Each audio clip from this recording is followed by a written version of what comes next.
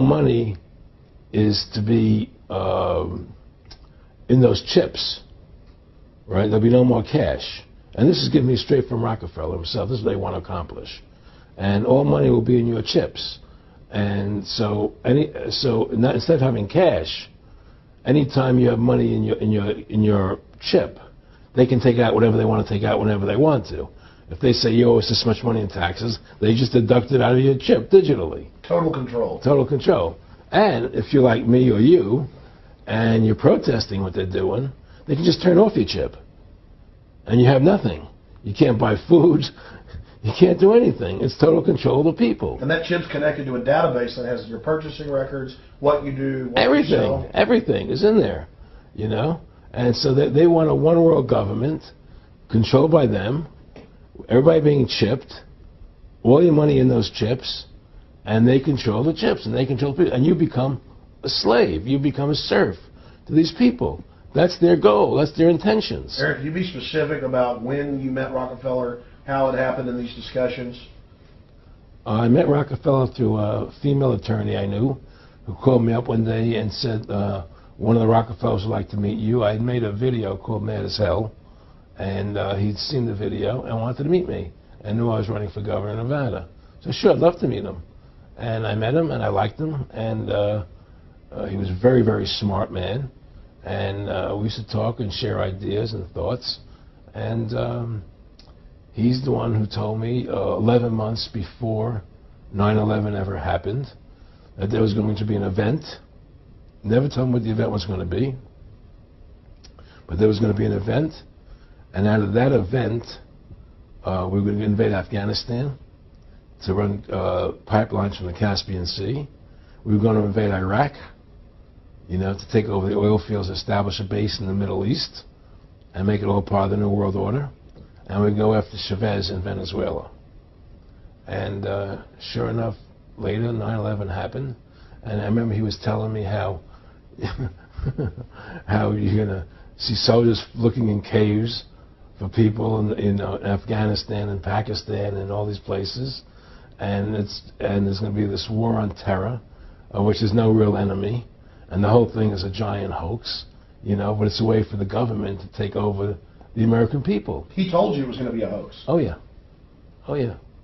There's no question. He says, there's going to be war on terror. And he's just laughing. There's no... Who are we fighting? I mean, why do you think 9/11 happened and then nothing's happened since then? Do you think that our security is so great here that these people who pulled off 9/11, who were able to, can't knock down another plane? Come on, it's ridiculous. 9/11 was done by people in our own government and our own banking system to perpetuate the fear of the American people into subordinating themselves to anything the government wants them to do. That's what it's about, and to create this war, this endless war on terror. And that's why and that was the first lie. And the next lie was going into Iraq, you know, to get Saddam Hussein out with his weapons of mass destruction. That was the next lie. Now, specifically, this was a little over 6 years ago?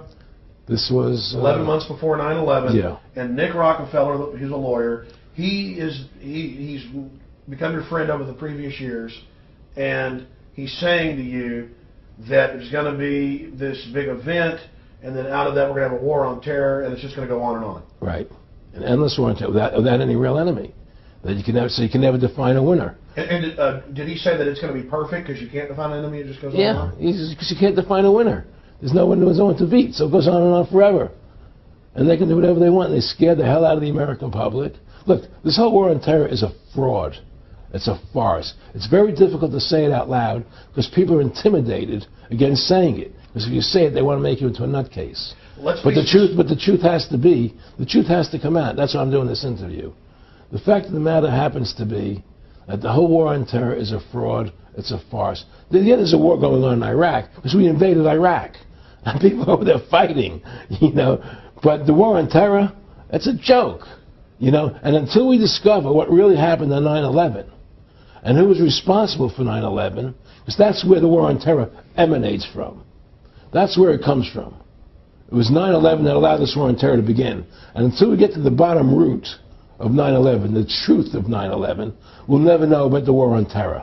Aaron, you said that he was, and I think it's important, and I know this about the Rockefellers from Dr. Dennis Cuddy and many others who literally, you'll be 20 years old in a lunch line at college, and no, there's David Rockefeller. And they're experts at recruiting and getting what they call players, and that clearly he was, I want to make it specific and just get you to reiterate what you said last night about you got 30% of the vote, you were having an effect, you made mad as hell, they knew that you'd started the Constitution Party, they knew that you were somebody who was taking action and getting things done, you'd already made some big films, had a lot of other successes, so they were trying to recruit you, and didn't it come down to the point of, hey, we are here to recruit you, and don't worry, your chip's going to say, don't mess with us. This guy's don't touch. Yeah, yes, that did happen. I was definitely being recruited, but it's more subtle than that. Well, in your words, just go through the process, and then what he said. Well, what it is remember, we were friends, and we used to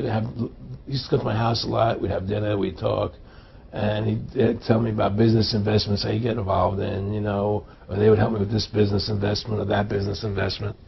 And was I interested in joining the Council on Foreign Relations? I would have to get a letter to join them, but was I interested in that? And, just stuff, leading you on. And I used to say to him that I never really did that because that wasn't where I was coming from. As much as I like you, Nick, your ways and my ways we're on the opposite side of the fence. I don't believe in enslaving people. And he would come back with, oh, I do? Or? Well, it would be more like, It's better for them. Well, it's more like, how do I put it? It was like, what do you care about them? What do you care about those people? What difference does it make to you? Take care of your own life. Do the best you can for you and your family. What do the rest of the people mean to you? They don't mean anything to you. They're just serfs. They're just people. It was just a lack of caring, and that's just not who I was. It was just sort of like cold, it was just like cold, and I used to say to him, what's the point of all this? You have all the money in the world you need. You have all the power you need. What's the point? What's the end goal? And he said the end goal is to get everybody chipped, to control the whole society. To have the bankers, the elite people, the bankers and some governor controlling the world. And I said, all the people in the Council on Foreign Relations believe this way you do? He said, no. Most of them believe they're doing the right thing. A lot of them believe it's better off being socialistic. We have to convince people that socialism is really capitalism. Because America's becoming a socialist country. It's a communist country today. Well, one of the things they told me was that he was at the house one night, and we were talking, and he started laughing. He said, Aaron, what do you think women's liberation was about? And I said, I had pretty conventional thinking about it at that point. I said, I think it's about women having the right to work, getting equal pay with men, just like they won the right to vote. And he started to laugh. He said, you're an idiot. And I said, why am I an idiot? He said, let me tell you what that was about. We, the Rockefellers, funded that. We funded Women's Lib, and we're the ones who got it all over the newspapers and television, the Rockefeller Foundation. He says, and you want to know why? He said, there were two primary reasons. And one reason was we couldn't tax half the population before Women's Lib. And the second reason was, now we get the kids in school at an early age. We can indoctrinate the kids how to think. It breaks up their family. The kids start looking at the state as the family, as the school, as the officials, as their family, not as the parents teaching them. And so those are the two primary reasons for Women's Lib, which I thought up to that point was a noble thing. When I saw their intentions behind it, where they were coming from when they created it, the thought of it, I saw the evil behind what I thought was a noble adventure.